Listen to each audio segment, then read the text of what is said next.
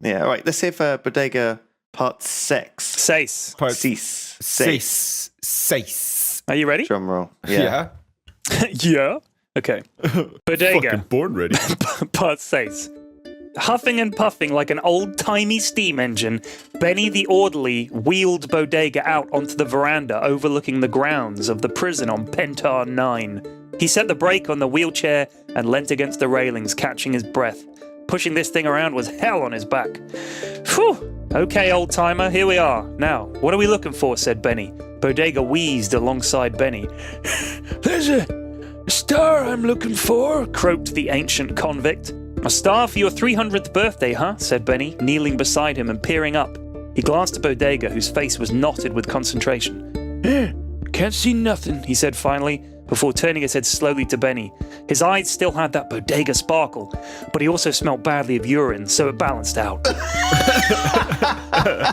I love this so much already. Let's head on down, old-timer. They'll be bringing out your cake soon, said Benny, as he stood and began fiddling with the brake lever on the chair. As the wheels pivoted to take them back to the elevator, Bodega took one last glance at the constellations above.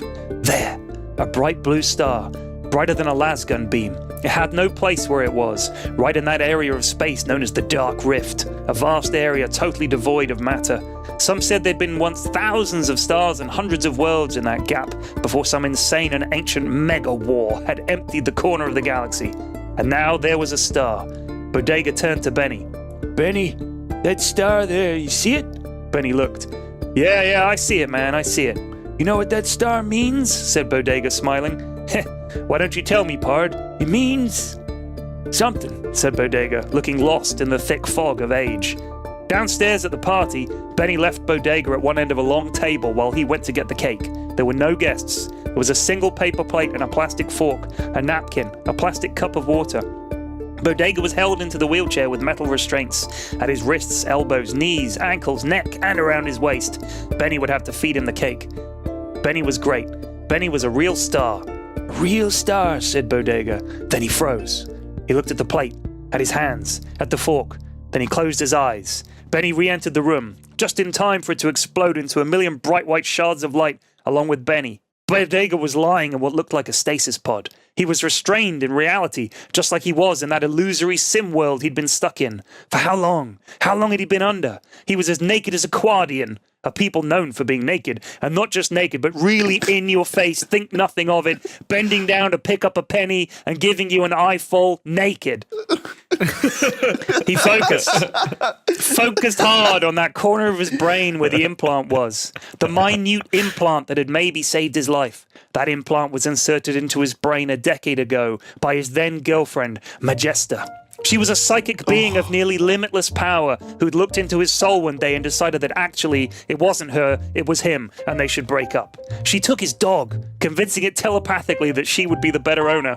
That was the real heartbreaker, thought Bodega. Oh my god. What a bitch. Anyway, the implant was her idea. He remembered her words. Bodega, my love, I've given you a part of my power. I've hidden it in your mind, buried deep in the corner you never use. Just next to your pity and your mercy, you'll find me. If you're ever lost in the darkness, if your mind is not your own, look for me, your bright blue star in the void. That implant did more than send him a signal. It was also one of the most perfect prison escape packages ever devised. It was the high-tech equivalent of the old file hidden in a cake trick. He needed to crush the implant with his actual brain. He had to use every muscle and sinew in his brain to crush the implant and release its power. Come on, you fucker, pop, thought Bodega. And with titanic effort, pop it did. He saw stars, then he saw waves of energy all around him, knowing their composition and their purpose, their origin and their future all at once. While the effects of the implant were in full force, he was at one with the universe. He could shape matter, move through it, bend it to his will.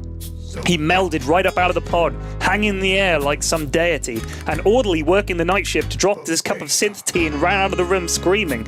Bodega didn't have long before the effect of the implant wore off.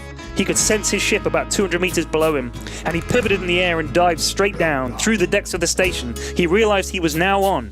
He could sense all the panic. He could see the past and future of every particle and every living person nearby, and he could feel their emotions and their thoughts. It was overwhelming. He focused on the one thing he needed, the Disco Volante. In a moment he was there, floating in its lounge area. He rematerialized and quickly put on a spare spacesuit. Firing up the engines, he focused one more time and deleted the cargo bay doors from existence. The ship was blown out into space, along with dozens of dock workers. He fired up the engines and plotted a course for somewhere far away, and slammed the hyperspace button with his palm. The Disco Volante hung motionless for a moment, before it became a single streak of light pointing straight into the void. The end. Wow. Oh, Part Bodega. Bodega. God, that was a glorious Bodega. That was a really good one. Thank you.